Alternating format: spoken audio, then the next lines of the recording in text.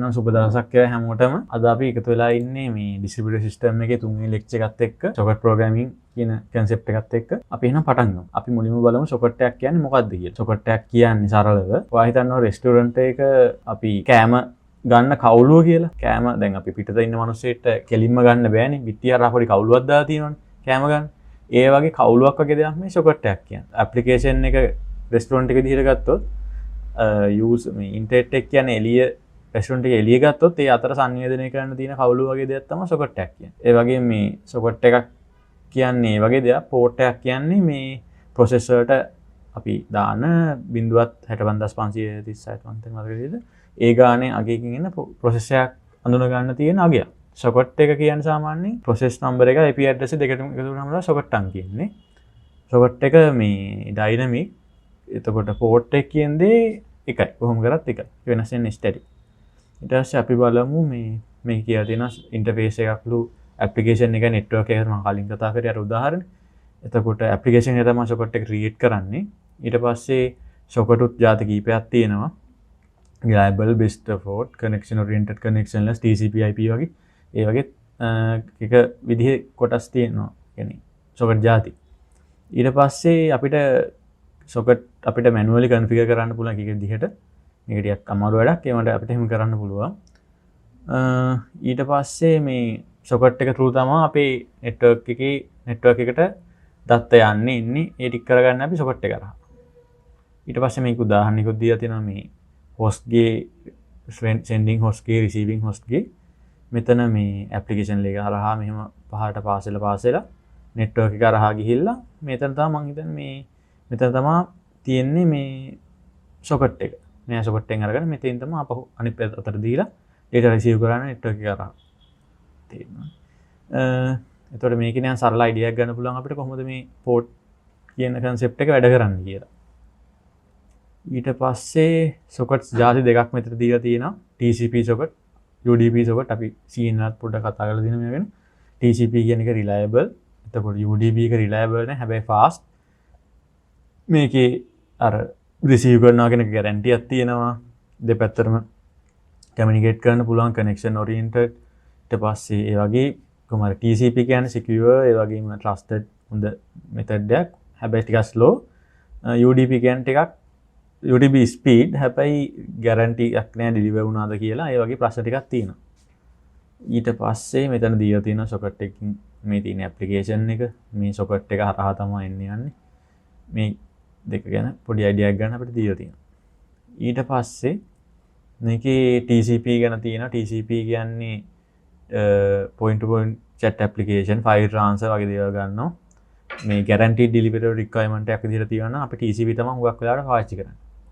UDP user datagram protocol කියන එක පාවිච්චි කරන්නේ streaming, multicast වගේ security ගැන ලොකු concern එකක් නැති මේ අපිට ෆාස්ට්ලි මේ වැඩේ වෙන්න ඕන වගේ දේවල් වලට තමයි අපි UDP පාවිච්චි කරන්නේ. ඊට පස්සේ මෙතන දීලා තියෙනවා මේ machines වලට IP machines වල නිකන් ලොකු වැදගත් දෙයක් නේ. machines වලට එකිනෙක වෙනම අඳුර ගන්න මේ IP address තියෙනවා.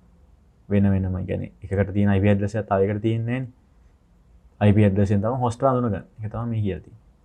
ඊට පස්සේ ports අපිට බිඳුව ඉඳන් 65536 වෙනකන් තියෙනවා. ඒවා එක ඒවට දැන් 20 21 කිව්වොත් FTP 23 සෙල්නෙට්. ඒ වගේ process අඳුන ගන්න computers වල port තියෙනවා. ඊට පස්සේ මේක තියෙනවා මේ TCP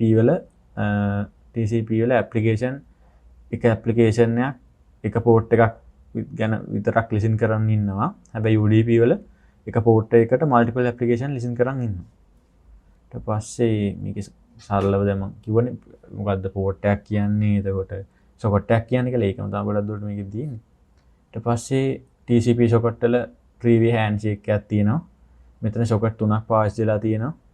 මෙතන welcoming socket client මුලින්ම අහන් ඉඳලා ඊට පස්සේ welcome කරලා ඊට පස්සේ තමයි data transmission එක ආරම්භ කරන්නේ.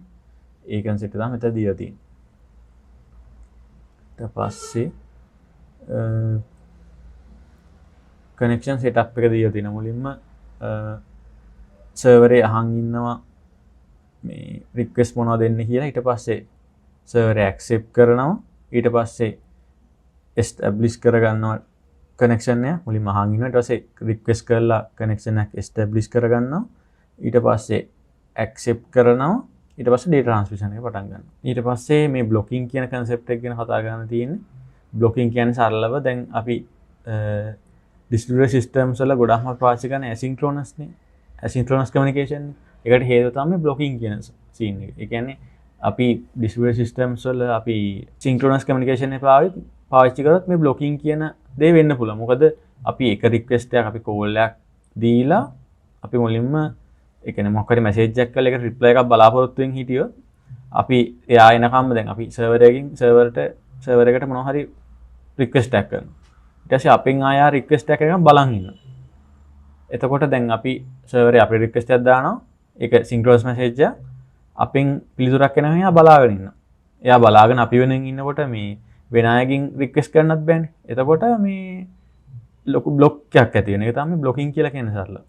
ඊට පස්සේ මේකට විසඳුමක් විදිහට මේ මල්ටි ට්‍රෙඩින් කියන කන්සෙප්ට් එක පාවිච්චි කරන්න පුළුවන්. ඒ කියන්නේ හැම රික්වෙස්ට් එකක් එන තාටම මේ අලුත් ට්‍රෙඩ් එකක් ඕපන් කරනවා කනෙක්ෂන් එකට. ඒකෙන් මේ බ්ලොකින් කියන අවාසිය මග අරගන්න පුළුවන්. ඊට පස්සේ මේ මෙතන නම් තියෙන මේ Java socket programming එක අපි මේ කෝඩ් ගැන ලොකුවට කතා කරන්නේ නැතුව මේකේ සරල තියරි කතා කරගෙන යන් ඉස්සරහට. අපිට Java පාවිච්චි කරලා මේ socket programming කරන්න පුළුවන්.